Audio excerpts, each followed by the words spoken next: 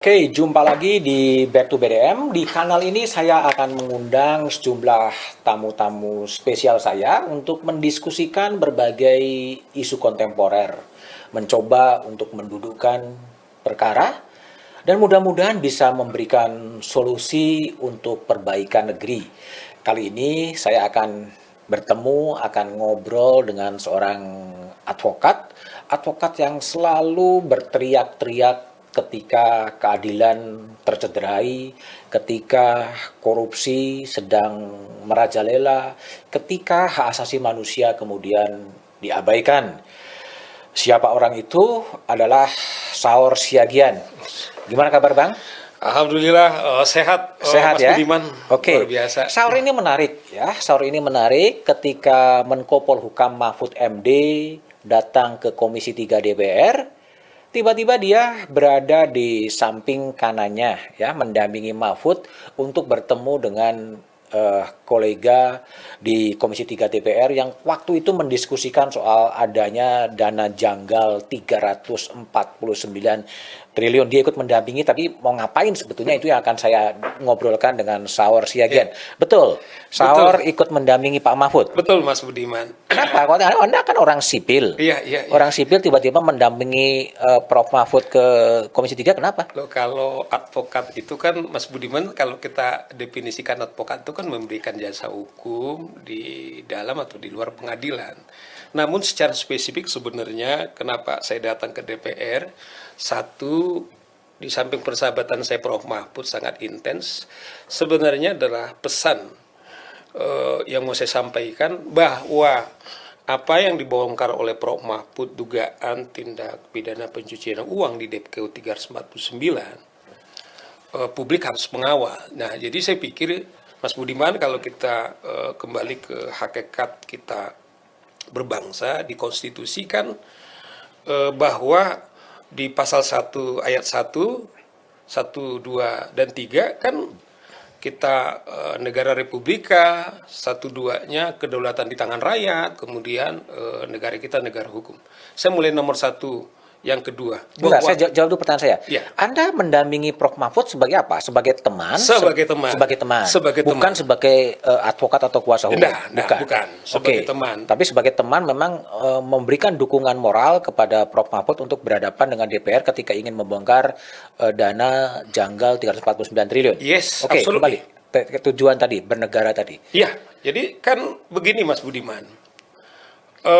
Kalau kita kembali bahwa kan saya kira status yang tertinggi yang menurut saya yang paling sakral itu adalah status sebagai rakyat. Sekalipun sering kemudian dibalik logikanya bahwa representasi rakyat itu lebih kepada yang lemah gitu loh. Kenapa? Lah itulah komitmen kita sebagai negara demokrasi. Kalau dalam konteks konstitusi negara hukum, instrumen kedaulatan kita itu kemudian muncul dia dalam konteks hukum. Nah, soal Prof. Mahfud, sebenarnya saya tertarik ketika kawan-kawan di Komisi 3 RDP dengan saudara Ketua PPATK, saudara Ivan, saya melihat ada ketidaksetaraan antara pengundang dalam konteks ini legislatif dengan mitranya eksekutif. Saya melihat ada pemandangan menurut saya janggal, bagaimana seorang Ivan ketua PPATK yang mewakili lembaga eksekutif mitra daripada kawan-kawan di Komisi 3, saya bilang itu diperlakukan dia sebagai seorang terdakwa. Diperlakukan sebagai seorang terdakwa. Misalnya begini, mereka menanya, dan kelihatannya pertanyaan-pertanyaan itu seperti seorang hakim menanya apakah itu terdakwa, kemudian sudah jawab ini seperti itu gitu loh. Nah, menurut saya enggak pas menurut saya. Jadi saya kemudian diwawancarai oleh salah satu media, saya bilang apa yang dilakukan oleh kawan-kawan di Komisi 3 ini menurut saya bukan mencerminkan satu kesetaraan atau mitra, atau kalau Prof. Mahfud mengatakan pada saat itu adalah seperti kami diperlakukan seperti bawahan, malah saya bilang lebih rendah dari itu, diperlakukan sebagai seorang terdakwa. Nah, jadi waktu itu sebelum dia atau Prof Mahfud, kemudian RDP, kemudian kita sempat diskusi, ada Kabar Eskrim, ada Ivan, dan kemudian nggak berapa lama Johan Budi masuk. Nah, saya bilang sama sahabat kita Johan Budi, karena Johan Budi adalah kawan kita dulu aktivis anti korupsi, dia juru bicara daripada KPK. Johan, saya pikir apa yang dilakukan oleh teman-teman khususnya kepada Pak Ivan, saya kira tidak mencerminkan itu satu mitra. Jadi kalau saya bilang kemarin itu diperlakukan sebagai seorang terdakwa, dan Prof Mahfud di ruangan itu mengatakan enggak, saya diperlakukan sebagai seorang di kantor polisi katanya.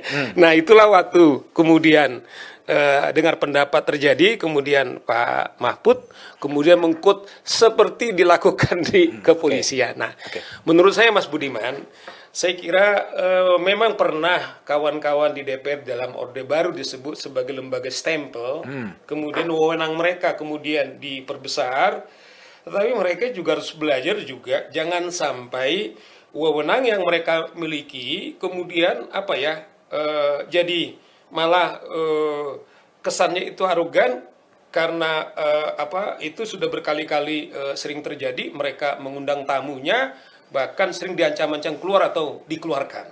Nah, jadi kegelisahan itu juga salah satu sesungguhnya mengapa misalnya kita ingatkan kawan-kawan kita di Komisi 3 gitu loh Mas Budiman. Oke, jadi kalau Bang Saur kemudian melihat jalannya rapat, apa kemudian yang ditangkap ya ketika kemudian ada perbedaan data dan lain sebagainya dalam kasus 3-4 bulan itu sebenarnya gimana? Ya kan akhirnya kan begini, kan waktu itu kan yang perdebatan pernah Ibu Sri Mulyani mengatakan tidak 349 triliun.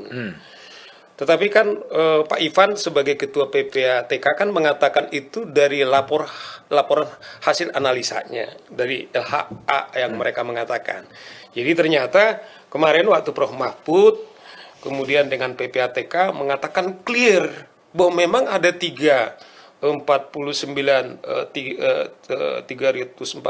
triliun yang diduga pencucian uang dengan 3 kategorisasi, ada menyangkut yaitu karyawan-karyawan Menkeu, ada juga di Bea Cukai, yang kedua ada juga di Dirjen Pajak. Nah, jadi yang kita apresiasi Prof Mahfud mengatakan selain dari data yang saya katakan hari ini, kalau ada data lain itu pasti palsu. Pak, saya kira itu juga kemudian kawan-kawan di Komisi 3 mengatakan clear bahwa angka itu datang dari PPATK, tidak akan mungkin berbeda dari situ. Nah, ternyata kan cara kawan-kawan di DPKU membaca data yang diberikan oleh PPATK, kalau analoginya itu misalnya Pak Mahfud mengatakan kalau ibarat pohon apel, jadi ada cabang-cabangnya, di cabang-cabang itu juga hanya satu. Misalnya lah, katakanlah di karyawan DPKU itu hanya 3,5 triliun. Nah, dia bilang kan memang ada 3,5 triliun menyangkut karyawan, tetapi perusahaan cantang yang dimiliki, kemudian anak-anaknya ini, itu kurang lebih 35 triliun. Nah, yang Ibu Sri Mulyani kan hanya mengatakan 3 karena itu menyangkut karyawan Departemen Keuangan. Tetapi nature daripada kejahatan pencucian uang itu, kan dia itu berkelompok gerombolan kan, supaya bisa ditutupi kan, ini dia mengalir ke perusahaan apa atau memakai siapa, sehingga kemudian PPATK mengatakan bahwa menyangkut yaitu staf daripada Menkeu yang sekitar 430 sekian orang itu adalah sekitar 38 triliun itu, Mas Budiman. Jadi clear. Jadi DPKU juga sudah mengaku itu clear. Nah, ini yang saya kira kita mengapresiasi Prof Mahfud bagaimana ketegasan beliau untuk mengungkap ini gitu loh Mas Budiman.